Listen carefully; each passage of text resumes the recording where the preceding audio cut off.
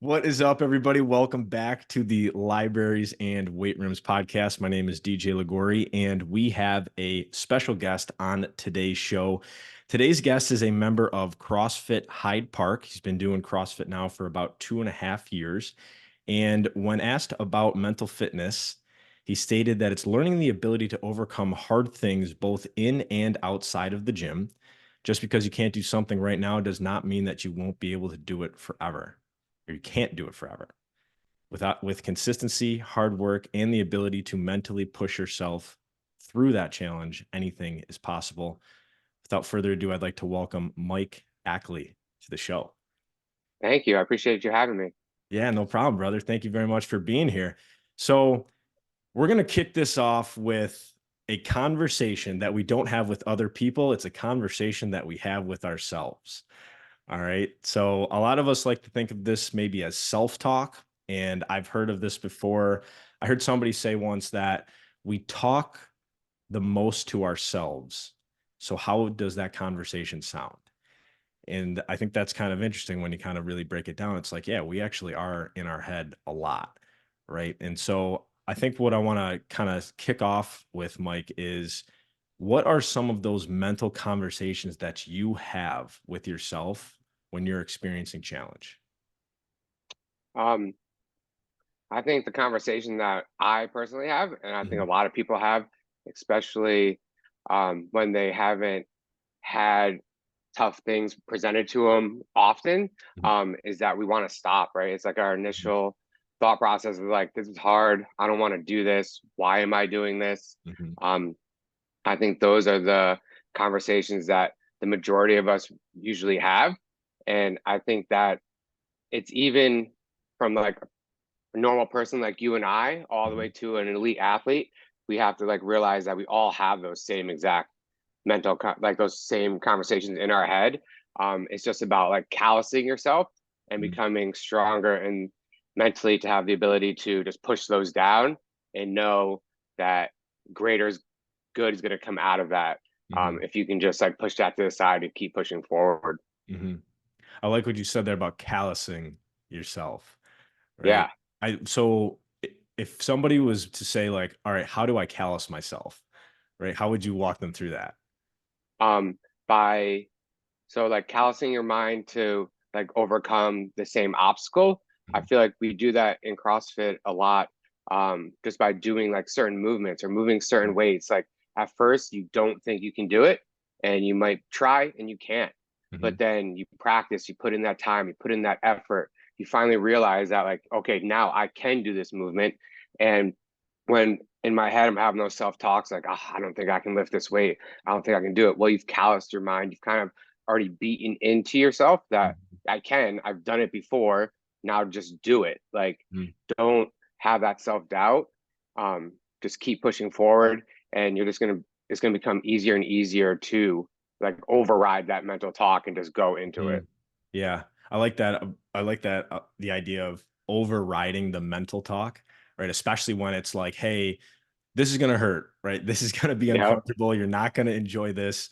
And this is something that I think, so I'm a big like emotion guy. Like I like experiencing emotions, even if they're like they don't feel good, because I'm just kind of curious about, ooh, like that makes me scared. I wonder why that makes me scared, right? Yeah. What's the greater fear here? So from like an emotional regulation standpoint, right? If we were to override or almost like ignore our emotions when we might not be feeling that great, how would somebody be able to do that?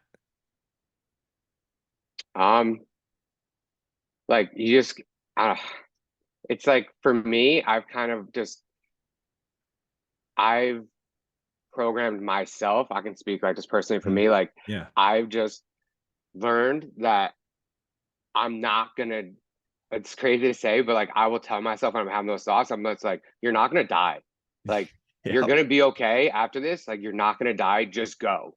So Mhm. like when I'm in like these workouts or I'm in these tough Mhm. situations that have now even like gone outside of the gym, like I just tell myself like it's gonna be okay. Get through this.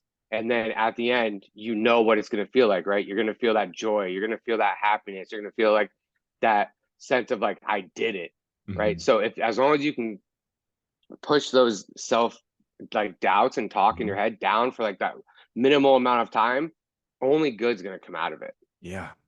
And Mike, I completely agree with you on the, hey, I'm not gonna die. Like, I say it all the time and like people yes. laugh. I'm like, but it's true. Like, right? Like, Yeah.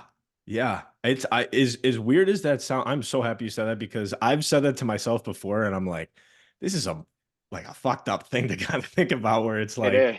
it's like, geez, like I'm not gonna die here. It's like, all right, I'm doing 50 pull-ups here, right? It's like this is Right. much different than a lot of other things that are in completely different challenge categories of life. Yet that reinforcement that like you're gonna be okay, you're gonna be alive, you're going to continue to just fight through whatever obstacles in your way. I genuinely do think that that saying of, "Hey, you're not gonna die," actually does work.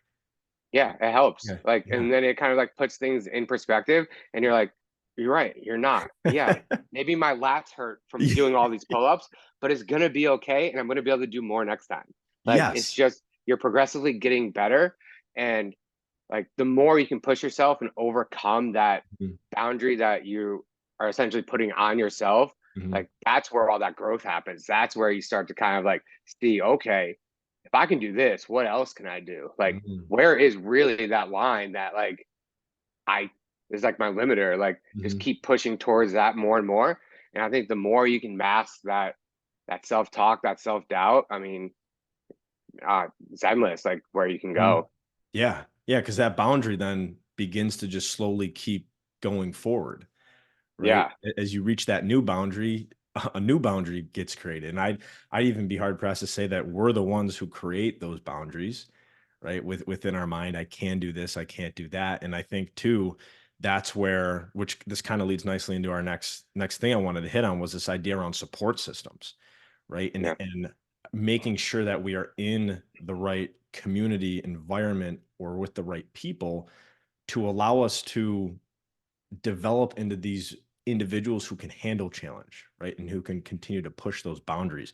So, what are some of the support systems that you have in your life that have helped you manage challenge the best? um, I mean, from like a fitness aspect, Mhm. being in a CrossFit community um, has helped a ton. I mean, I recently just moved to CrossFit Hyde Park, and just the community there has welcomed me with open arms.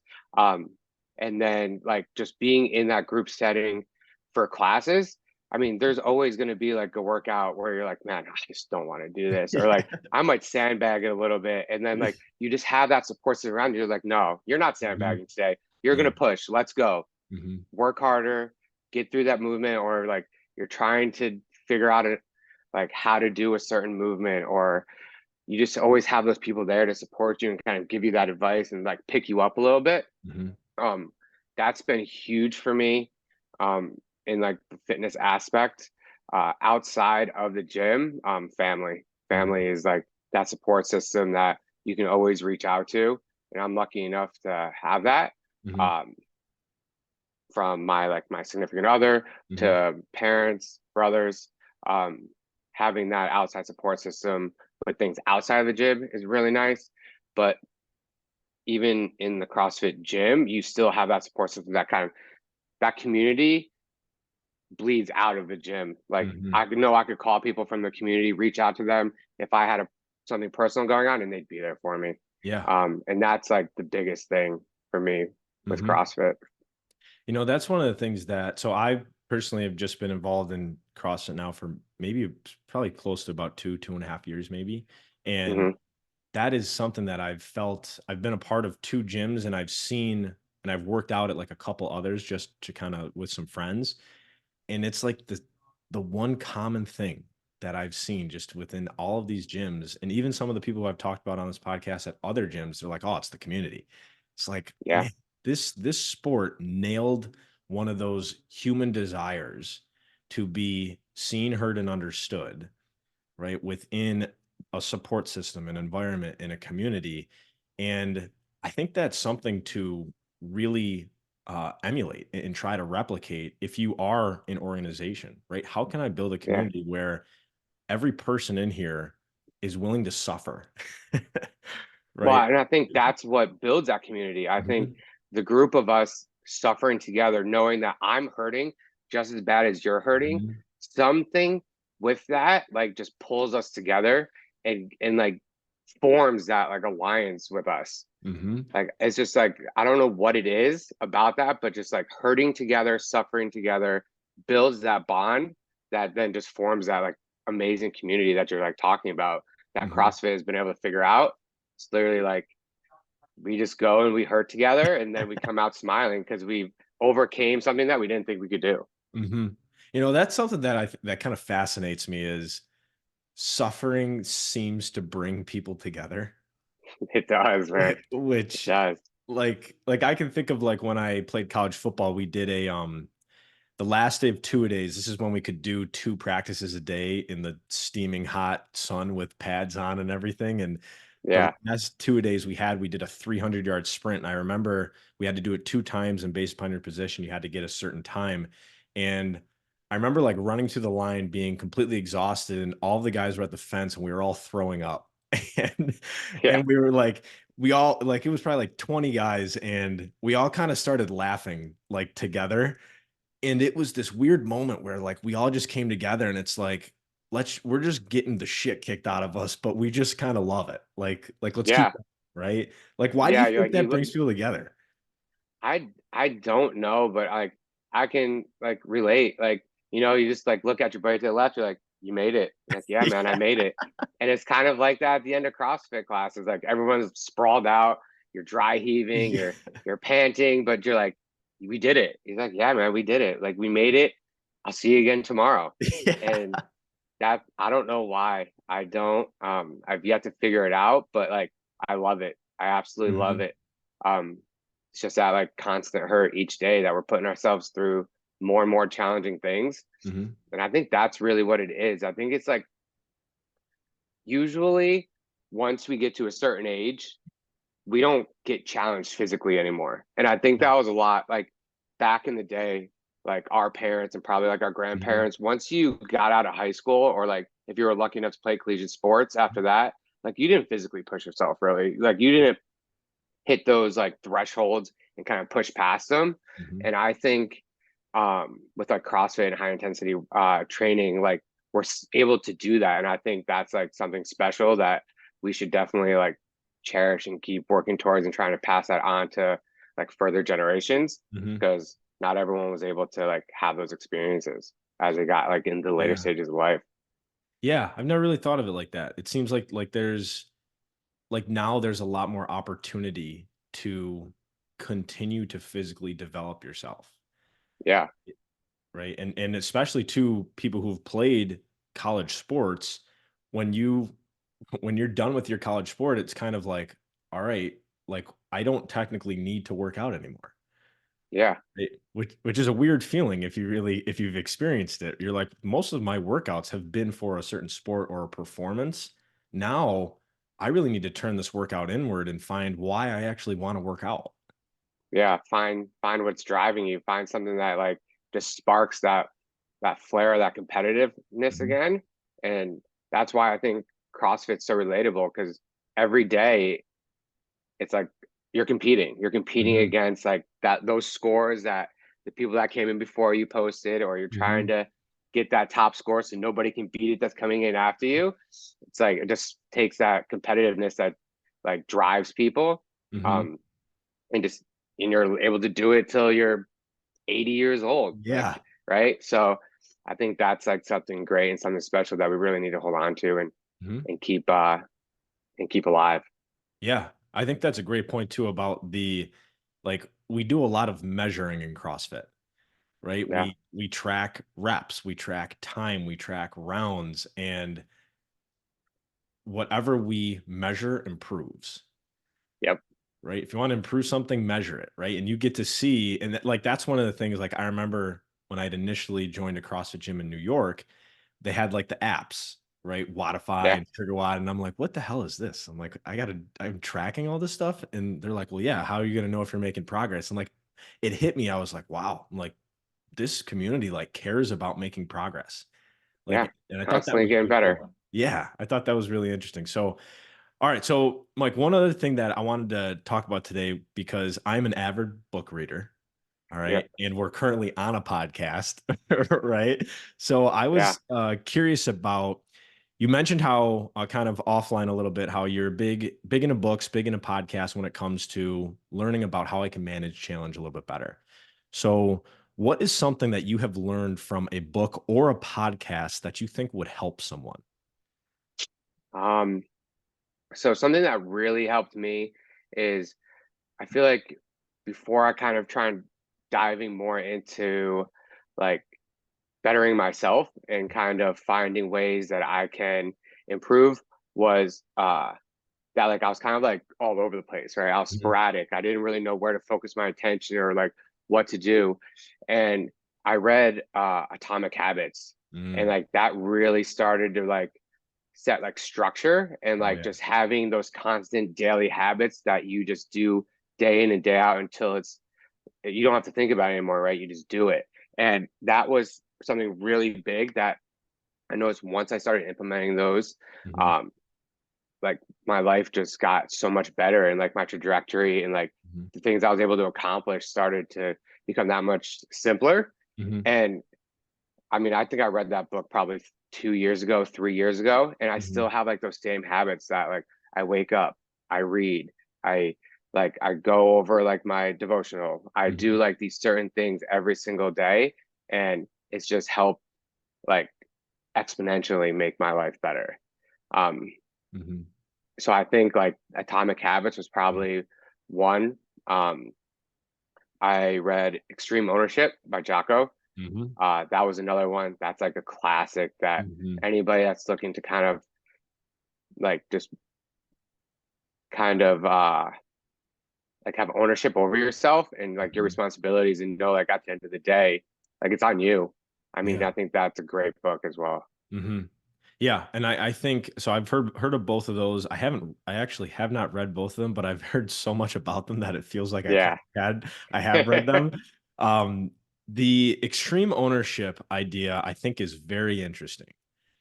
And I remember actually watching or listening to a Jocko podcast where he had on Admiral William H. McRaven, Mm, and they were talking about their basically like their take on leadership. And it was so inspiring to watch them talk about, say, an individual in their unit. Hope I'm saying the right terms here. Individual in their unit did something or messed up an assignment.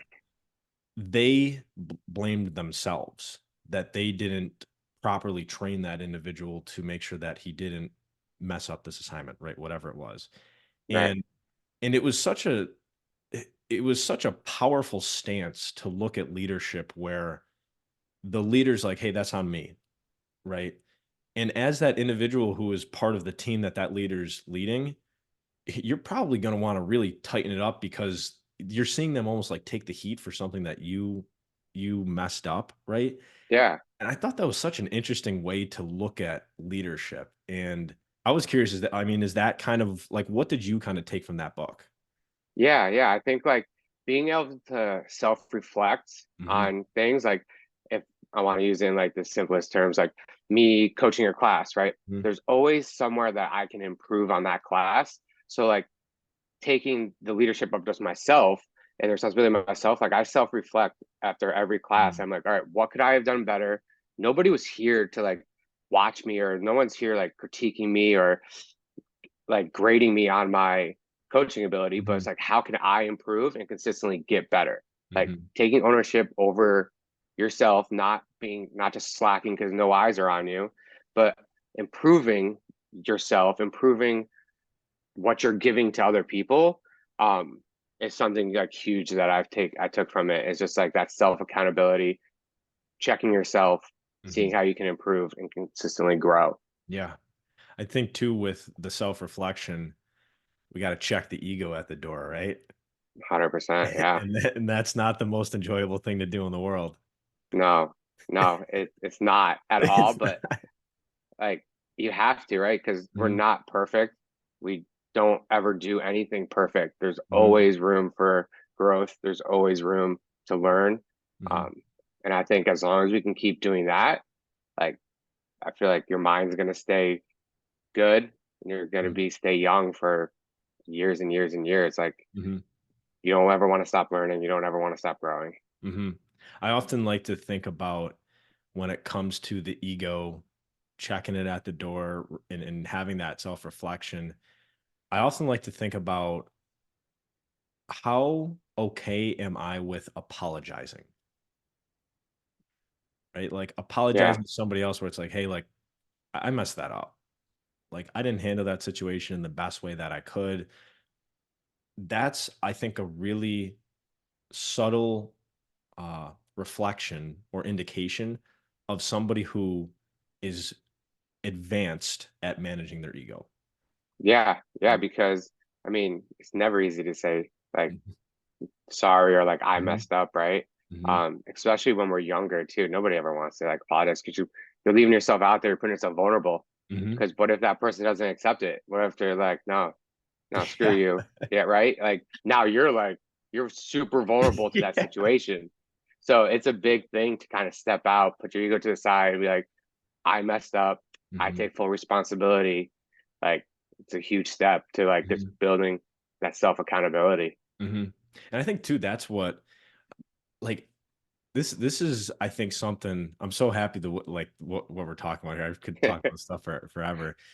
The the modern day definition of what it means to be tough, right? Whether we want to call it mental fitness or whether we want to call it resilient or grit, I think there is the necessity to actually take a step back and admit where you might be lacking, right? Or where you Yeah, might, right, where you might need some additional work, because it is that vulnerability where you're shining a light on that thing that might be stopping you, right? And you have the yeah, courage to actually go into those deep caverns of your life, whatever they may be, shine a light on them and say, here's what I'm struggling with, right? And then actually talk about that. I personally view that as tough.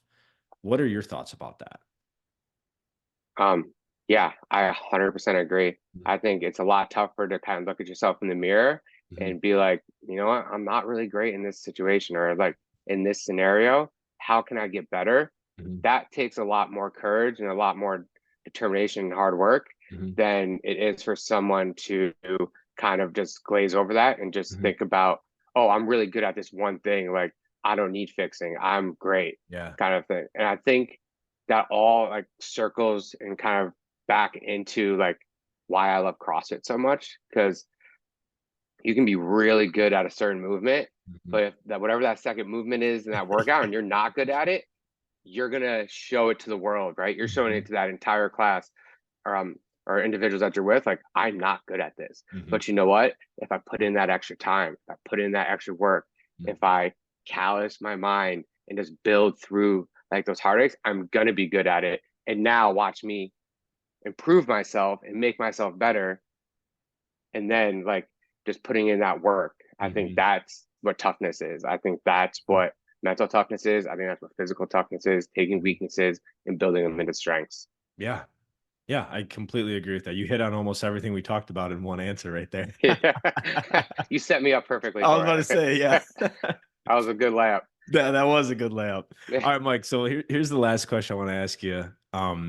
This is something I like to ask people because I'm a firm believer of every person has inherent greatness within them, and we can truly learn from everybody if we allow ourselves to be the student. And so my last question that I want to ask you is, what's a secret that you know that no one else knows that has helped you live a better life? Oof. Um, I think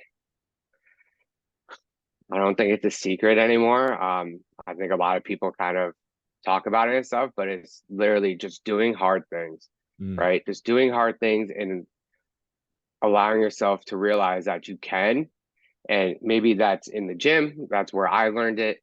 That now it floods to outside of the gym because before, like, if something hard was happened, 9 times out of 10, I probably would just have given up or like not done it, pushed it up to the side, made an excuse of why I don't want to do that anymore. But I've learned that if you just work hard at things, you do tough things consistently in the gym, it transitions to your entire life, and you're so much more willing to just fight those tough battles. If it's in a relationship, if it's in your personal like family life, if it's at your job, Mhm. um, you just have that mindset that you're like, I can do this. Like, let's Yeah. figure it out. Let's learn this new skill, the new thing that we need to do, and get through it. So Mhm. I think just consistently doing hard things is the secret to everything that's kind of like happening in my life. And Yeah. I think it's going to be what continues to help me grow. I've literally told myself to do hard things, like, over the last month, I was like, "Just do hard things. Just Yeah. start doing things that make you uncomfortable and just Yeah. watch what happens," and I I've think I think that's awesome. I've started to add on, it's fun. I'm just like, do hard things. It's fun. Do Ooh, I hard like things. It's that. fun. Like I just start like kind of telling myself that, trying to put it in a more cheerful like manner in my Yeah. mind. And it kind of like just makes it easier, right? Like, all right, what's that hard thing I'm gonna do today? Like it's 9 times out of 10, it's something in the gym. And then that just kind of like just propels me. But like, yeah, do hard things. It's fun. I think that's the title of your episode today, Mike.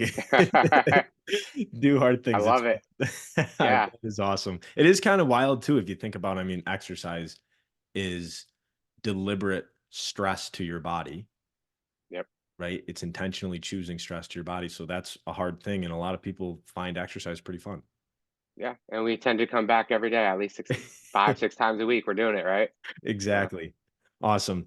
Well, Mike, I wanna thank you so much for your time today, man. I really appreciate what we covered. We talked about callousing your mind. You're not gonna die. you Right? There's a really high probability you're not going to die, you're everybody. gonna be all right. You're gonna be alright. There's an interesting connection when it comes to suffering together as an environment, a group, a community, and atomic habits starting to build some more structure into your life, right? As well as extreme ownership, reflecting on, right, what are some of those vulnerabilities, some of those things that we're working on, and really putting that ego aside is what we view as what it means to be tough today Yeah, and do hard things. It's fun. that's right. Outstanding. All right, Yeah. Michael, thank you so much for your time, brother. I really appreciate it. And everybody who decided to listen into today's episode, thank you so much for your time, your energy, and we hope you guys got some good value out of today's show. Until next time, we'll talk to you guys soon.